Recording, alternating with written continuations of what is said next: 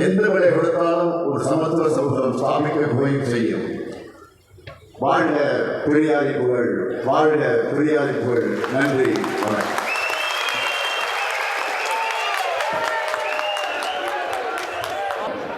നമസ്കാരം. സമത ന്യൂസിലേക്ക് ഏവർക്കും സ്വാഗതം. അവതരണം മധു കൊട്ടപ്പുറം. തന്തൈ പെരിയോർ സ്മാരകത്തിൻ്റെയും ഗ്രന്ഥശാലയുടെയും ഉദ്ഘാടനം 2024 ആഗസ്റ്റ് 12 വൈക്കം ബീച്ച് മൈതാനിയിൽ ബഹുമാനപ്പെട്ട കേരള മുഖ്യമന്ത്രി ശ്രീ പിണറായി വിജയൻ മുഖ്യപ്രഭാഷണം നിർവഹിച്ചതോടൊപ്പം ആഘോഷവേദിയുടെ അധ്യക്ഷൻ കൂടി ആയിരുന്നു. പെരിയാർ സ്മാരകത്തിൻ്റെയും ഗ്രന്ഥശാലയുടെയും ഉദ്ഘാടനം ബഹുമാനപ്പെട്ട തമിഴ്നാട് മുഖ്യമന്ത്രി ശ്രീ എം.കെ. സ്റ്റാലിൻ നിർവഹിച്ചു.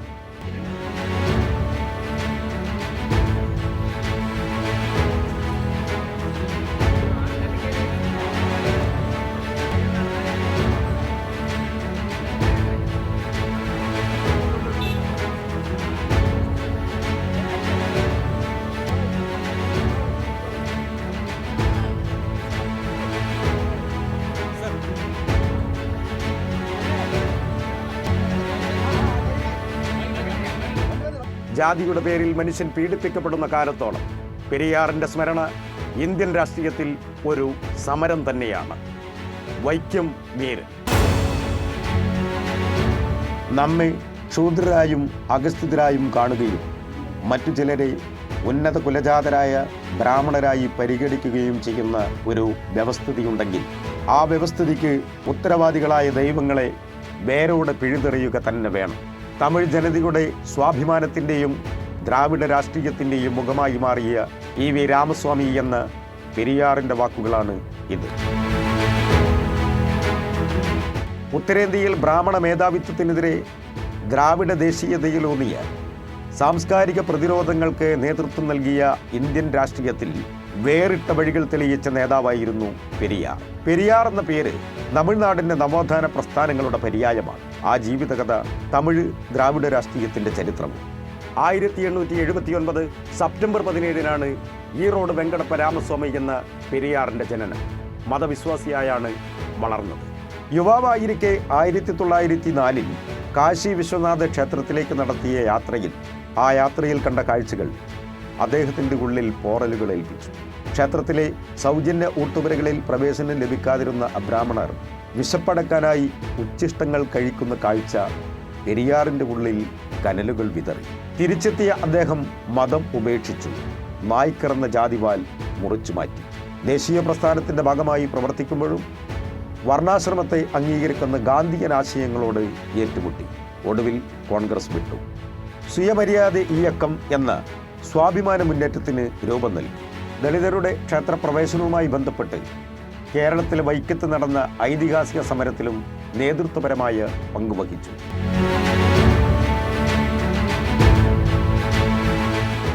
വൈക്കം വീരൻ എന്നാണ് അന്ന് പെരിയാർ അറിയപ്പെട്ടത്.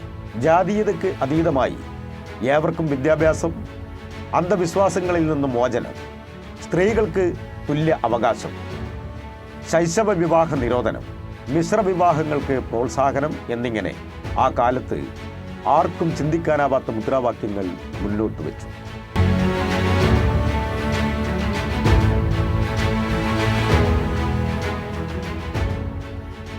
ആയിരത്തി 1944 പെരിയാർ തുടങ്ങിയ ദ്രാവിഡ കഴകം തമിഴ്നാടിൻ്റെ രാഷ്ട്രീയ ഭാവിയെ തന്നെ തിരുത്തിയെഴുതി.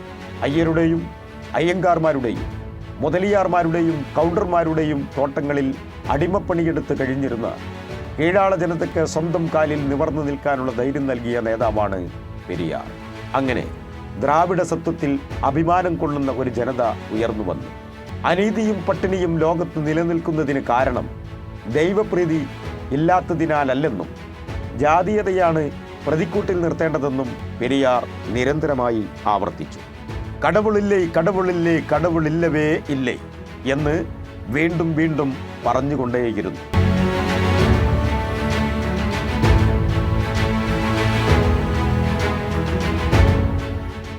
ശാസ്ത്രജ്ഞാനം മാത്രമാണ് മുന്നോട്ടുള്ള ശരിയായ വഴിയെന്ന് തിരിച്ചറിയുകയും പ്രചരിപ്പിക്കുകയും ചെയ്തു.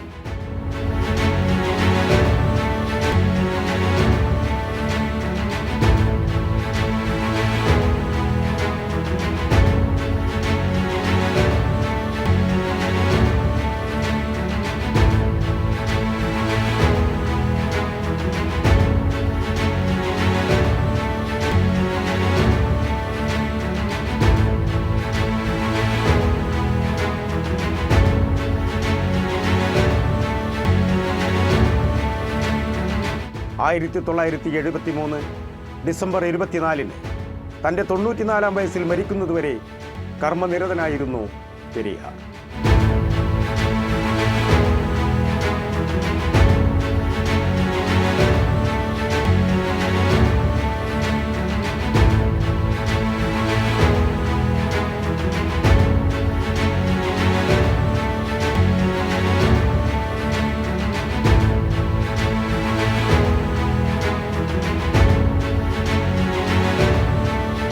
ജാതിയുടെ പേരിൽ മനുഷ്യൻ പീഡിപ്പിക്കപ്പെടുന്ന കാലത്തോളം പെരിയാറിൻ്റെ സ്മരണ ഇന്ത്യൻ രാഷ്ട്രീയത്തിൽ ഒരു സമരം തന്നെയാണ്.